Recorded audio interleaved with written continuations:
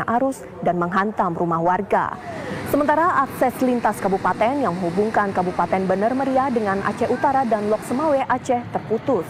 Banjir ini akibat hujan deras dan rusaknya hutan karena pembalakan liar. Warga kini membutuhkan bantuan alat berat untuk membersihkan lumpur dan sampah akibat banjir.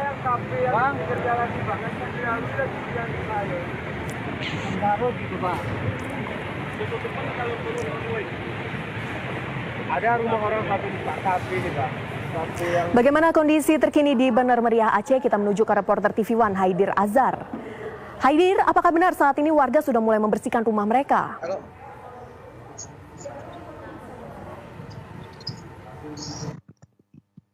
Upaya pembersihan dan mengangkat material-material kayu yang masih terdapat di jalan-jalanan dan di berbagai tempat yang mengakibatkan lumpuhnya aktivitas warga.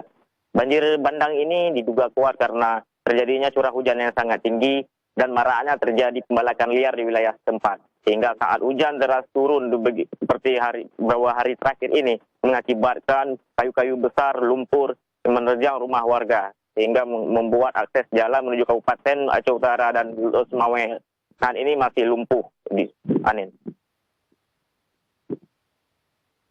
Ya, tinggi Haidir? Iya, Nen. Ya, lalu kayu-kayu besar tersebut dialihkan kemana Haidir?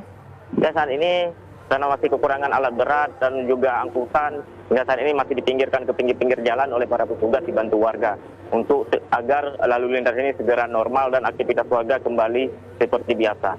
Dan hal ini mungkin bagi warga sempat membuat panik karena warga tidak pernah menyangka akan terjadi banjir bah seperti ini.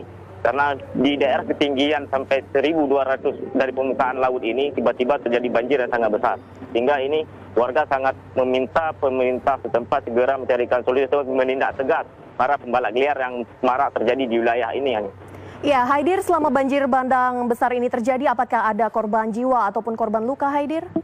Ya, hingga saat ini belum bisa dipastikan apakah ada korban jiwa dan yang luka karena petugas masih melakukan investigasi, melakukan pendataan ke setiap wilayah yang hari ini terjadi banjir bandang karena belum ada informasi yang pasti tentang bagaimana kondisi warga. Karena lokasi banjir bandang ini sangat sulit untuk diterobos oleh petugas maupun awak media karena berada di daerah pedalaman Bener Meriah.